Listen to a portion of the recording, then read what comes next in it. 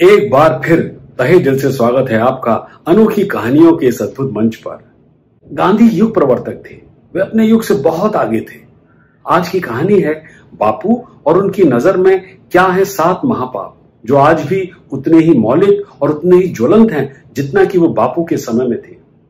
ये 7 पाप वो हैं जिनका सीधा संबंध देश की सामाजिक और राजनीतिक परिस्थितियों से जुड़ा है। तो आइए डालते एक नजर इन महापापों पर। पहला महापाप, बिना काम के धन अर्जित करना। इस महापाप की श्रेणी में वो लोग आते हैं जिन्हें काम करना पसंद नहीं, वे तो बस इसका माल उधर और उसका माल इधर करके और टैक्स की चोरी में ज्यादा पैसा कमाकर हेर फेर करते रहते हैं ताकि वित्तीय बोझों का भार उनको उठाना ना पड़े। साथ ही साथ इन लोगों का देश के सभी कानूनों और नियमों के लूप होल्स का पूरा लाभ लेना एकमात्र उद्देश्य होता है।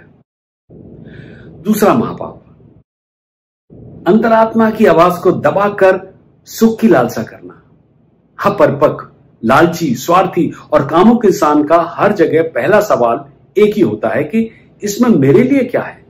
क्या यह करने से मुझे फायदा होगा? क्या यह मुझे सुकून देगा?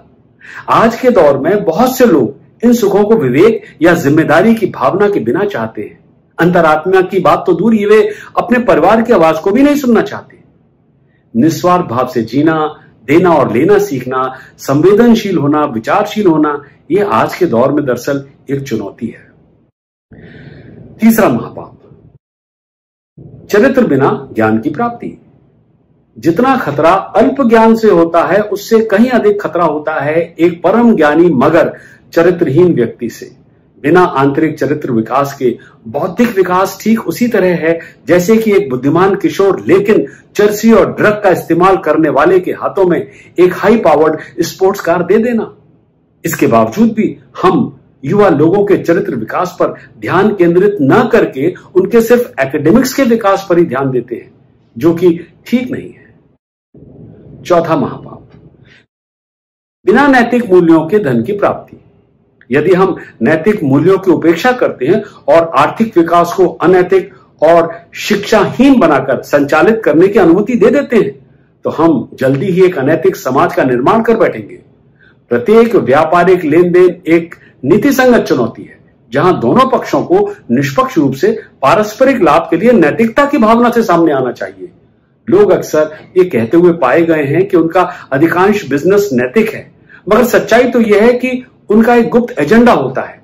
वे एक गोपनीय तरीके से जीवन व्यतीत करते हैं और अपनी गतिविधियों को उचित और तर्कसंगत बताते हैं। वे लोगों के सम्मुख स्वयं के झूठ को तर्कसंगत बताकर नियम और कानून की अवहेलना करते हैं। पांचवा महापाप, विज्ञान की प्रगति लेकिन बिना मानवीय मूल्यों के। यदि विज्ञान को हम सिर्फ टेक्नोलॉजी के रूप में ही देखेंगे तो वो दिन दूर नहीं जब मनुष्य ही मानवता का दुश्मन बन जाएगा।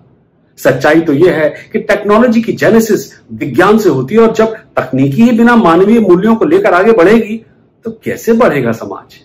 हम अक्सर तकनीकी बुद्धिजीवियों को सफलता की वैज्ञानिक सीढ़ी पर चढ़ते हुए देखा करते हैं, मगर मानवता के विकास की सीढ़ी पर बहुत कम लोग चढ़ते हुए हमें दिखाई देते हैं। दुनिया के अधिकांश वैज्ञानिकों ने विज्ञान के विकास में एक सामयिक क्रांति लाई है, लेकिन बिना मानवीय मूल्यों के विकास की हमें बहुत कम वास्तविक मानव उन्नति दिखाई देती है। सभी पुरानी असमानताएं, अन्याय और रूढ़िवादी परंपराओं का बोझ मानवता अभी भी ढो रही है।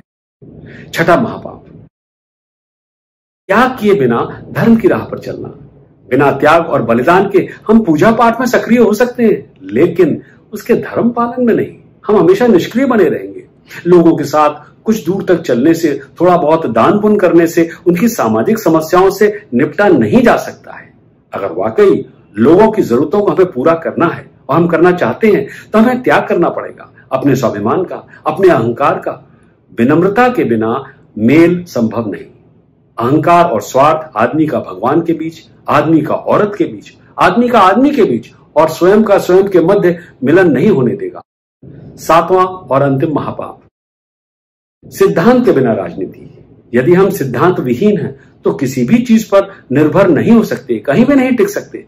जब तक हम अपनी छवि के निर्माण में व्यक्तिगत नैतिकता द्वारा ध्यान केंद्रित नहीं करेंगे तो सामाजिक और आर्थिक बाजार में हमारा कोई मोल नहीं होगा।